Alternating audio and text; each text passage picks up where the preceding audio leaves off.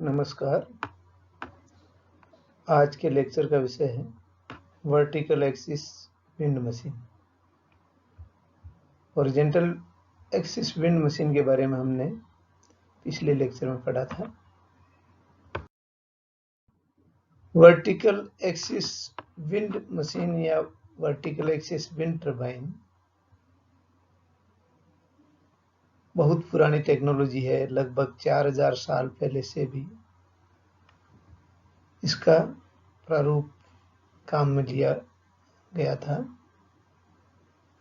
Horizontal axis wind turbine में axis horizontal रहती है, जबकि vertical axis wind turbine vertically rotate करता है और इसकी एक्सिस वर्टिकल रहती है।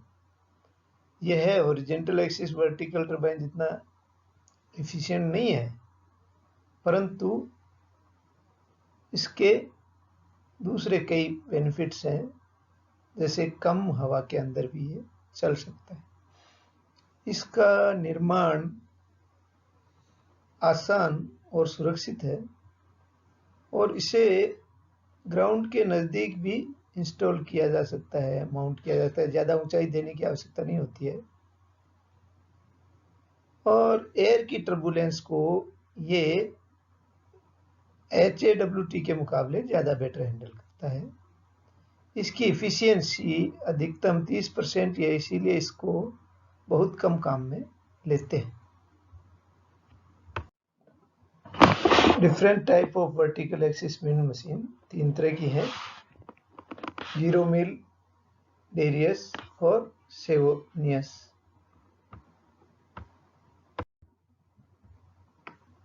मुख्य तौर पे इनमें से 2 ही तरह की वर्टिकल एक्सिस मशीन होती है, सेवोनियस और डेरियस टाइप की। सेवोनियस पानी के व्हील की तरह से ड्रैग फोर्स के आधार पर ऑपरेट होती है, जबकि डेरियस टाइप की मशीन में लिफ्ट फोर्स वायु का काम में आता है, जो कि HAWT की तरह से ऑपरेट होती है। वर्टिकल एक्सिस मशीन्स ग्राउंड के नज़दीक से ऑपरेट होती हैं, इसलिए इसमें हैवी इक्विपमेंट्स को ग्राउंड लेवल पे रख सकते हैं। हालांकि विंड की स्पीड ग्राउंड लेवल पर कम होने के कारण इनसे पर यूनिट एरिया पावर कम प्रोड्यूस होगा। दूसरा advantage vertical axis wind machine का यह है कि इनमें यह मैकेनिज्म नहीं होता है और इसको किसी भी डायरेक्शन से हवा चलने पर भी इसमें पावर प्रोड्यूस होती है और ये रन करती है। इस एडवांटेज के कारण बहुत सारे डिसएडवांटेज होने के बावजूद भी इसका उपयोग जस्टिफाइड होता है, क्योंकि इसकी कारण हमें मशीन की कॉम्प्लेक्सिटी कम हो जाती है। हालांकि इसके दूसरे डिसएडवांटेज हैं, जैसे कि इसको गे वायर्स से बांधना पड़ता है और डेरियस टाइप की वर्टिकल एक्सिस मशीन अपने आप स्टार्ट नहीं होती है, तो ये कुछ इसके डिसएडवांटेज भी हैं, परंतु यह मैकेनिज्म की आवश्यकता नहीं होने के कारण इन्हें हम काम में लेना प्रेफर कर सकते हैं। Darrieus vertical axis turbine egg beater जैसी नजर आती हैं। इसमें ब्लेड्स होती हैं जो कि टॉप वर्टिकल रोटर के टॉप और बॉटम से कनेक्टेड रहती हैं और डेरियस विंड टरबाइन का नाम फ्रेंच इंजीनियर जॉर्ज डेरियस के नाम पर पड़ा, जिसने कि 1931 में इसकी डिजाइन को पेटेंट करवाया था। इसके कुछ वर्जन 100 फीट ऊंचे और 50 फीट चौड़े भी होते हैं और आज के दिन बहुत ही कम वर्टिकल एक्सिस विंड टरबाइन काम में लेते हैं, क्योंकि इनकी efficiency horizontal axis wind turbine के मुकाबले काफ़ी कम होती है। चित्र में सेवोनियस रोटर की कार्यप्रणाली बताई गई है, जो कि ऊपर से देखने पे एस आकार का होता है और इन ब्लेड्स पे विंड के फोर्स में जैसा दिखाया गया है कि इस कॉन्वेक्स शेप की ब्लेड पे ड्रैग फोर्स कम होगा, जबकि कॉनकेव शेप की ब्लेड में ड्रैग फोर्स ज्यादा होने के कारण विंड इस डायरेक्शन में इस ब्लेड को घुमा पाएगी और इस तरह से दोनों ब्लेड में ड्रैग फोर्स के अंतर के कारण यह टरबाइन काम करता है।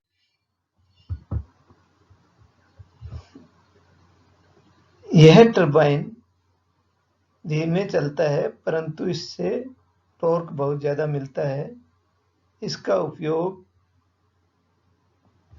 अनाज पीसने के रूप में काम में लिया जा सकता है, वाटर पंपिंग के लिए काम में ले सकते हैं और भी कई टास्क में काम ले सकते हैं, परंतु इसकी रोटेशनल स्पीड बहुत स्लो होती है, इसलिए इसको इलेक्ट्रिसिटी जनरेट करने में प्रयोग लेना संभव नहीं हो पाता है। सेवोनियस रोटर जैसा हमने अभी देखा चित्र में सिंपल है और विंड के थ्रस्ट फोर्स पे आधार पे वर्क करता है। इसमें देखने पे यह किसी ड्रम के दो भागों में विभाजित कर जोड़ने जैसा दिखता है और यह दोनों भाग ऑपोजिट साइड में जोड़ दिए जाते हैं वर्टिकल शाफ्ट के और इसमें कॉन्वेक्स और कॉनकेव साइड के अंदर ड्रैग फोर्स के डिफरेंस के कारण ये रोटेट होता है। इनमें थोड़ा बहुत ओवरलैप ड्रम्स में प्रोवाइड करके और टॉर्क को बढ़ाया भी जा सकता है।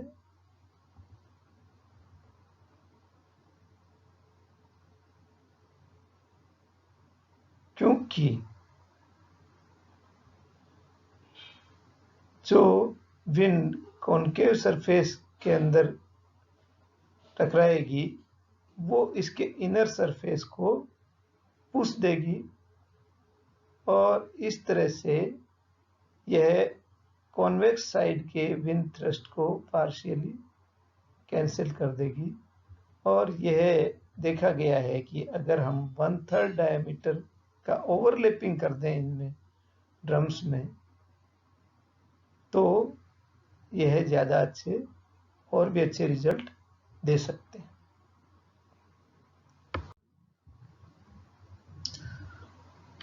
सेवोनियस के बाद में दूसरा मुख्य वर्टिकल विंड एक्सिस टरबाइन है डेरियस विंड टरबाइन, जिसमें एग बीटर जैसी शेप होती है, बहुत बड़ा एग बीटर हो इस तरह की शेप होती है और यह ऊपर इसका ऊपरी सिरा गे वायर्स के द्वारा ग्राउंड से जुड़ा रहता है, जिससे ये इसकी मजबूती बनी रहती है और इसमें ग्राउंड पे गियर बॉक्स जनरेटर इत्यादि लगे हुए रहते हैं। इसकी ब्लेड का ऊपरी सिरा हब के ऊपरी सिरे से और ब्लेड हब के निचले सिरे से ब्लेड का निचली सिरा जुड़ा हुआ रहता है।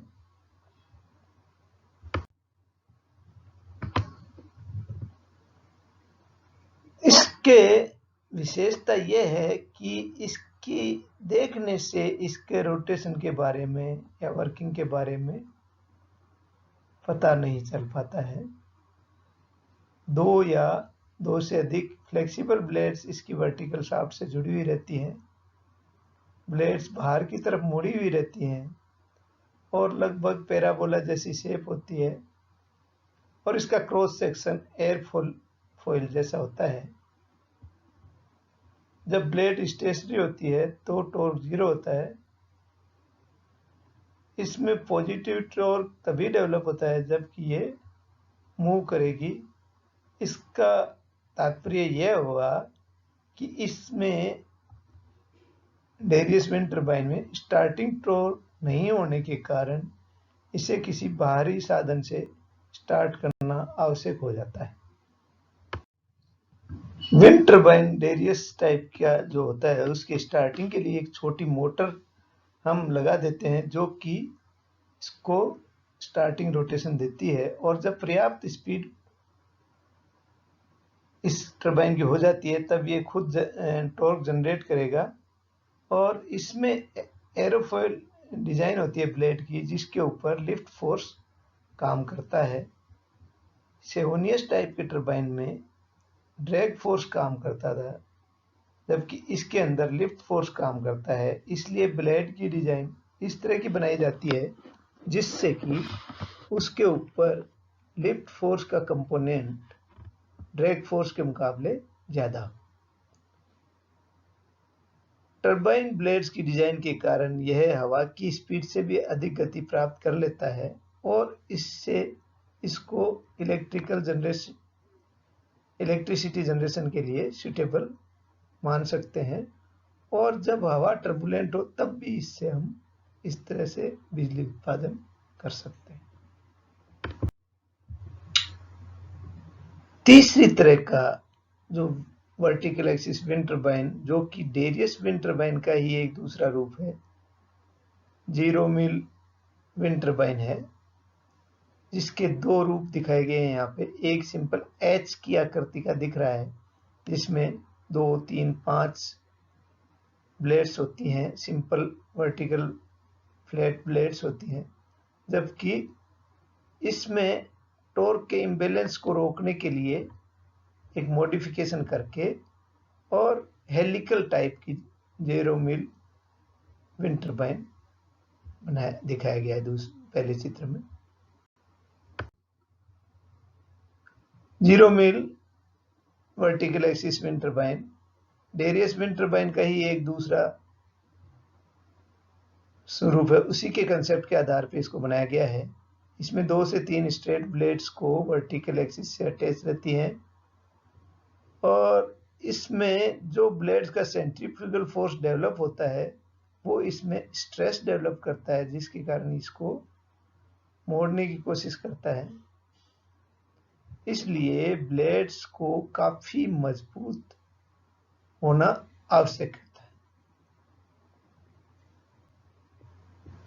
दूसरा, इसकी बनावट के कारण इसकी वर्टिकल शाफ्ट को गे वायर से बांधना संभव नहीं हो पाता है, और इसलिए इसका बेस की जो कपलिंग है वो काफी मजबूत रखी जाती है, जिससे कि तेज हवाओं में ये स्थिर बना रह सके। इसकी शेप के कारण इसको एच टाइप विंड मिल भी कहते हैं। हेलिकल ब्लेड्स के कारण इसमें पल्सेटिंग टॉर्क होता है वो कम हो जाता है। वर्टिकल एक्सिस विंड टर्बाइन के लाभ। Vertical axis wind turbine simple और सस्ता होने के अलावा भी दूसरे कई लाभ हैं जो निम्नानुसार हैं। इनमें हवा हमेशा किसी भी गति में हो तो भी ये हवा को फेस करते हैं, इसलिए इसको स्टीयर करने की आवश्यकता नहीं होती या मैकेनिज्म की आवश्यकता नहीं होती। इसमें सरफेस एरिया ज्यादा होता है वायु को कैप्चर करने के लिए। हवाओं की अनियमित गति में भी ये काम करते हैं। इनको विभिन्न प्रकार की लोकेशंस पे इंस्टॉल किया जा सकता है, जैसे छत पे, हाईवे के पास में, अथवा पार्किंग लॉट्स में भी इसको इंस्टॉल किया जा सकता है। इनका धीमी गति होने और विजिबल होने के कारण इनसे पक्षियों और वाइल्ड लाइफ की कम हानि होती है। इनको हम मिलीवाट से लेके मेगावाट तक के बना सकते हैं, विभिन्न पावर वाले बनाए जा सकते हैं। छोटे से छोटे विंड मिल से लेके बहुत बड़ी विंड मिल तक की आकृति के इसको आसानी से बना सकते हैं।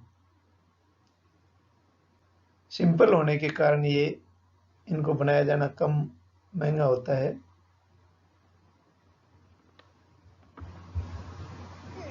इनमें मेंटेनेंस के लिए कम समय की आवश्यकता होती है क्योंकि इसका मैकेनिज्म ग्राउंड लेवल के पास में होता है। आवाज भी इनमें कम होती है क्योंकि स्पीड कम होने के कारण इसकी आवाज कम होती है और दिखने में भी ये हॉरिजेंटल विंड टरबाइन के मुकाबले ज़्यादा सही दिखते हैं।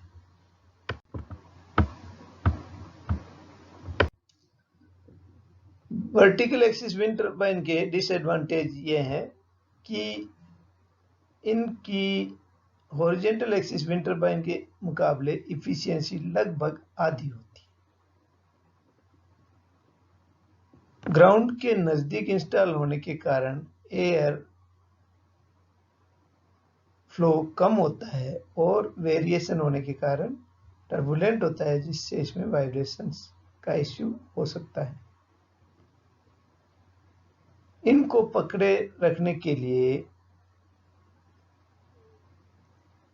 गे वायर्स की आवश्यकता होती है इनकी स्टेबिलिटी के लिए, जो कि एक इम्प्रैक्टिकल सी चीज़ होती है।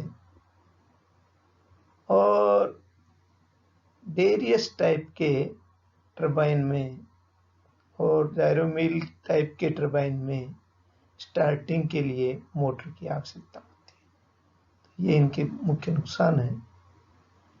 मुख्य रूप से वर्टिकल एक्सिस विंड टरबाइन की efficiency horizontal axis wind turbine के मुकाबले काफ़ी कम होने के कारण इन्हें कम काम में लिया जाता है।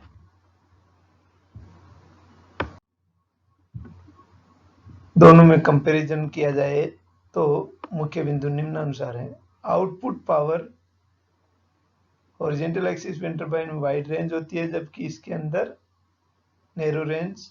स्टार्टिंग सेल्फ स्टार्टेड होते हैं, जबकि VAWT में स्टार्टिंग साधन चाहिए, पर्टिकुलरली डेरियस और जेरोमेल में। इफिशियंसी HAWT की जैसे पहले चर्चा कर चुके हैं, VAWT के मुकाबले लगभग दुगुनी होती है। HAWT की कॉस्ट कम होती है। विंड डायरेक्शन HAWT में विंड को दिशा में इसको डायरेक्ट करना पड़ता है, जबकि इसमें डायरेक्ट करने की आवश्यकता नहीं होती है। जनरेटर और गियर बॉक्स HAWT में नेसेल में टॉप पर लगे रहते हैं, जबकि इसमें ग्राउंड लेवल पे होते हैं, और इसी कारण से HAWT की मेंटेनेंस डिफ़िकल्ट होती है, जबकि VAWT में मेंटेनेंस आसान होती है।